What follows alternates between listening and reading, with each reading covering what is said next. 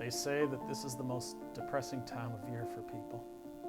Because? Well, it's just the days are short, the nights are long, the weather is so cold, people are spending more time indoors, the headlines, the news, global warming not helping enough at this time of year. Like, there's all these reasons why people aren't happy. Thank God we got Krampus to help us out. Yes.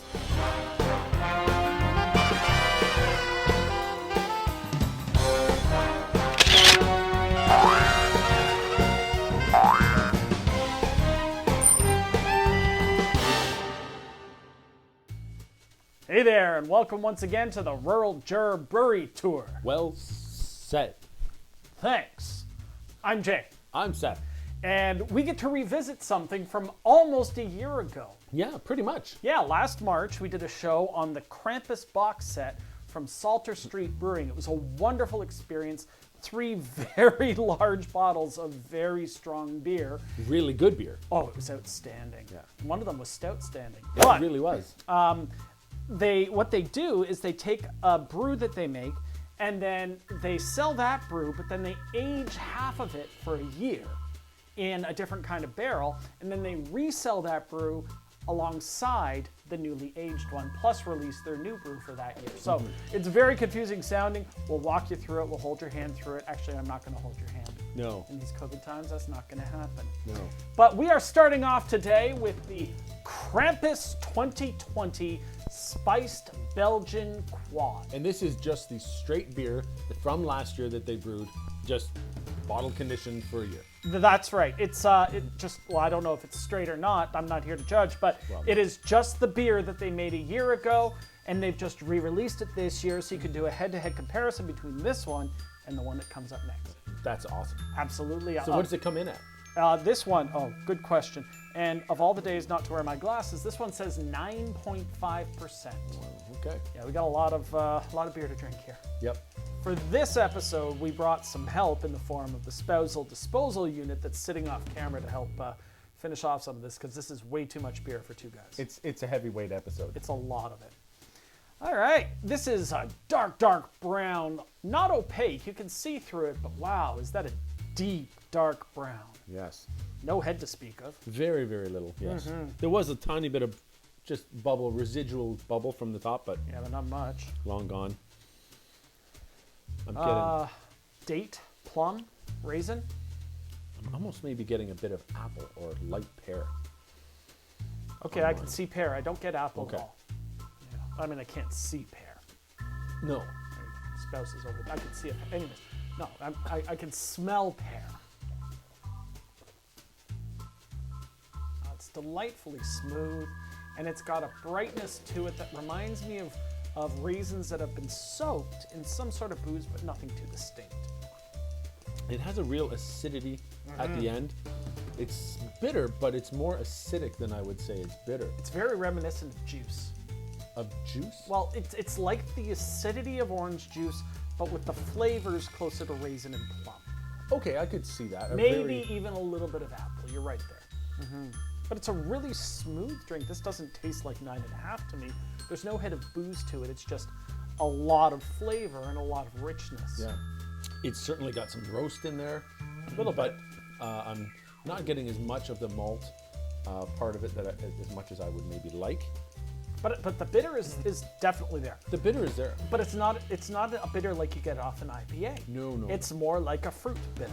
Yep. It's more like that bitterness that you get at the end of something that isn't sweetened. Yeah. I wonder how much of this just mellowed some of that flavor. Be interesting to go back and look at last year to see what we thought of it. Cue the tape. Like that? Actually, we don't have any tape. We don't have any tape. We have no tape. It's just digital. You look at it and you might be like intimidated by what you see on there. Nope. No, this is easy to drink. This is approachable. This is rich, and it's a little thicker than say an American lager would be, but it's no thicker than any other Belgian quad I've had. In fact, it's probably the smoothest Belgian quad I've had. It is the smoothest Belgian quad I've had. It is remarkably smooth. You know what I think when I think of the Belgians? I think of Jamaica. Well, because this next beer is a Belgian-Jamaican mix. It's sort of. Is it a mix or is it really an insertion? Whoa, hey, this is a G. Actually, it's not No, a it's G-rated not a G-rated show at all. Yeah, kind of explicit. We say things like All right. shit and damn and stuff. Finger symbols and Well, actions. you're Show putting me. the beer Yes. into the Jamaican rum barrels. Into- So it's insertion. Well, when I think of Belgians, now I think of them Yeah. inside Jamaican Jamaicans. Barrels. rum barrels. Yeah. So this is the exact same beer. Well, Okay, it starts out at the exact same beer last year, and then they've aged it in Jamaican rum barrels for a full for a year. whole year. And Now- what's nice about that is there's a little bit of sweet in there, but not a lot. And Jamaican rum, of course, coming from sugar, would have a little residual sweetness to it too. And I think that's really going to help draw out some of those flavors. I'm really interested, especially to try this back to back. How high does this one ring in at? This one comes in at 10%, so just a little bit higher. Actually, that's not bad for aging a year in the barrel and not getting too much residual alcohol coming with Not it. too bad. Okay. Same. Actually, the color to me seems a little bit lighter. Just It's a little slightly. cloudier. It is. I was just going to say it's also very much cloudier. Again, very little residual head on top. I'm familiar with that myself, as is my barber. I don't get the rum off the nose. I'm getting the Belgian off the nose. I'm getting darkness. I'm not my old specifically friend. getting. Yes. I'm not specifically getting rum. Yeah. Now, as a fan of Jamaican rum and really well-aged Who Jamaican isn't? rum, oh my gosh, this is going to be great. Here I go. Oh my word. That changes the flavor completely. So now instead of getting the raisin and the plum, I'm getting all this brightness on the outside. So that body of flavor that was there is still there, but it's muted somewhat by that outside flavor that's all rum. And it's all the bright acidity and the bright flavor, but also that edge of booziness is now coming in. I actually find that the raisin and all of that is more focused.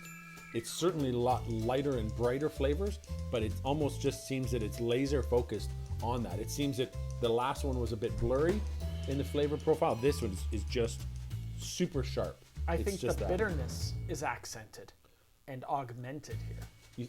You think this one This is is bitter? more bitter. More bitter. Yeah, because that brightness just kind of fades into the bitter really, really smoothly, but it gets there at the end, and then it just dissipates after a few seconds. Okay, I would give you that because I was thinking it wasn't lingering. No, it doesn't You're have right. a tail. It just has a real quick, it ramps up, bitter, and then tails off. Exactly, and it's that back of the tongue on the Yeah. sides kind of bitter.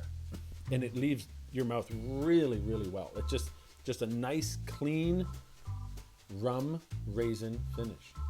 Now, the Belgian started as a great beer. Mm-hmm. This steps it up. Woo! These are some strong beers, but wow, this is good stuff. But they don't taste strong. No, they don't. really but are in so my good. brain, I'm sitting there going, Yeah, I know. dude.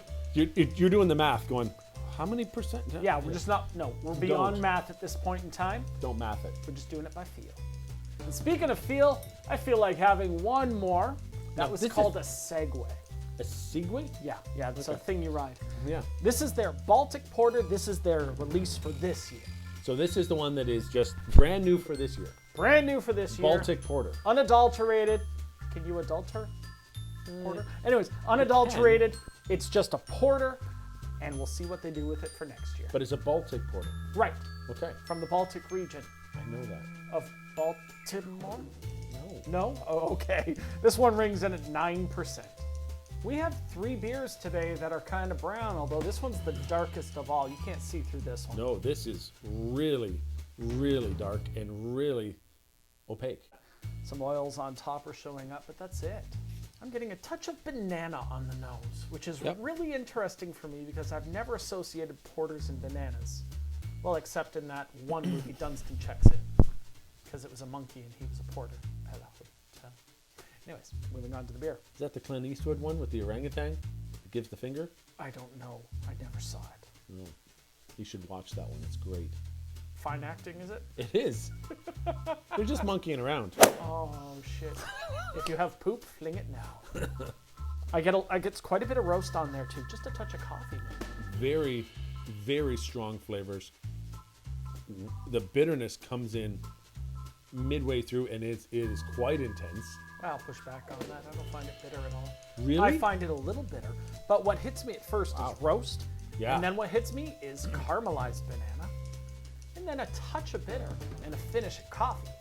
I'm getting a lot of coffee, but I'm getting a good amount of dry bitterness. Agree to disagree, which means I'm right. You can sense the presence of the alcohol level here, but not as much as 9% would make you think. You might think 6 or 7% on tasting this, but it is a rich, strong beer with lots of presence, and the coffee is in there, the roast is in there, the banana's in there, and it's really just full of flavor. The amount of roast in this is quite incredible. I love this one. This one really speaks to me. More so than the other two even. I'm excited to see what this one tastes like next year. It'll be fun. Bravo, Saulter Street. You did it again.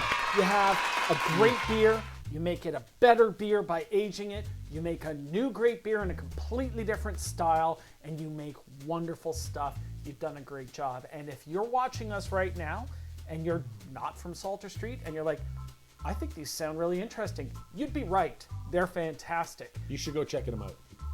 Excellent job. Great beers. Thanks so much for watching the Rural Juror Brewery Tour. Well said. Thank you. I'm Jay. I'm Seth. Check us out next time when we drink some more beer. We will. We're going to drink some more. We do it every time. That's basically what we do. It is. It is. Yeah. Make sure you like and subscribe below. And go to the website, ruraljurorbrewerytour.com, where we've got the blog that Seth doesn't read. You have a blog? I have a blog. What's it on? I sample different beers. I write on different topics about beer. It's all about beer. That sounds like something I would like. Well, maybe you should check it out. I'm going to do it right now. No, you're not. We're going to drink some more beer. No, I'm literally going to. What's Regardless, the we'll website? see you next time. Cheers. Bye-bye. It happens at this time of year. It gets colder outside. It really does. Oh, yeah. Axial rotation of the earth and whatnot. Is it the axial? Yes. Okay, it's not the circumflex? No, that's an axon. Okay. I always get those confused. Well, depending on what you call it, it might aid you. Oh, I was just thinking that it was a grave mistake. This is terrible. Grav? This is really fucking awful.